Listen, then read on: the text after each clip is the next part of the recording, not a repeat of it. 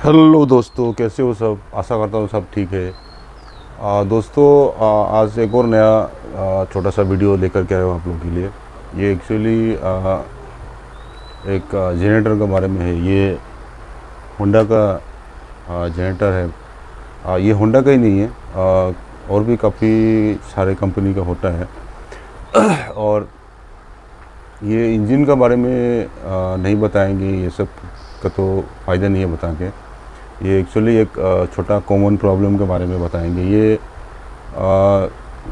Generator जो है आप 2-3 महीने के लिए, 2-3 हफ्ते के लिए छोड़ देते हैं, स्टार्ट नहीं करते, तो उसके बाद स्टार्ट करना मुश्किल हो जाता है, स्टार्ट नहीं होता है। तो वो प्रॉब्लम आप कैसे सॉल्व करेंगे उसके बारे में आप लोग को बताएंगे, आज दिखाएंगे।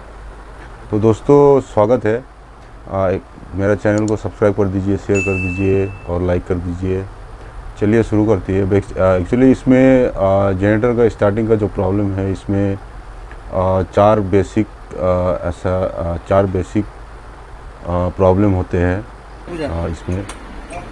तो इसमें फर्स्ट थिंग होता है, आप स्पार्क प्लग को चेक कीजिए। मेन सबसे ज़्यादा कॉमन जो होता है स्पार्क प्लग में होता है।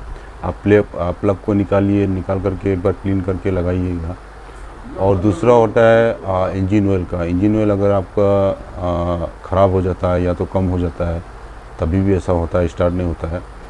और दूसरा है, आप जब तेल डालते हैं उसमें ऑयल, जो पेट्रोल होगा या केरोसिन होगा, डीजल होगा, जो भी है, उसमें अगर कुछ गंदगी होगा, फ़िल्टर रहने के बाद भी उसमें अगर कुछ एक ड्रॉप पानी भी होगा तो स्टार्ट नहीं होता है इंजन, तो वो अलग बात है। और दूसरा लास्ट चीज़ है, वो सब चेक करने के बाद अगर नहीं होता है तो आप कार्पेचर को खोल करके क्लीन कर सकते हैं। लेकिन ये अगर आपको कार्पेचर के बारे में ज़्यादा जानकारी नहीं है तो आप उसको खोलिएगा मत, क्योंकि ये प्रोफेशनल का ही काम है।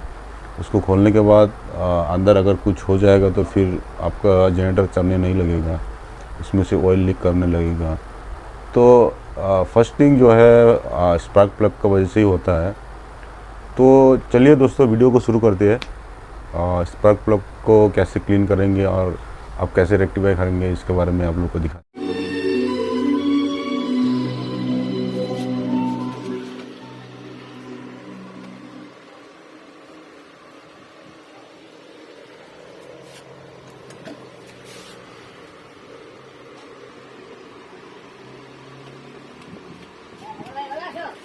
Kita apa? Kita punya. Punya sini. Kita punya.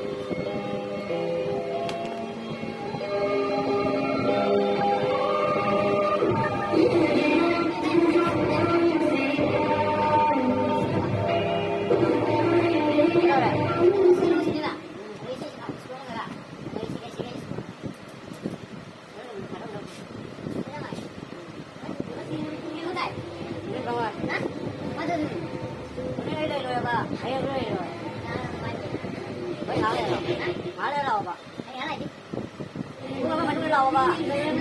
Ismo gini.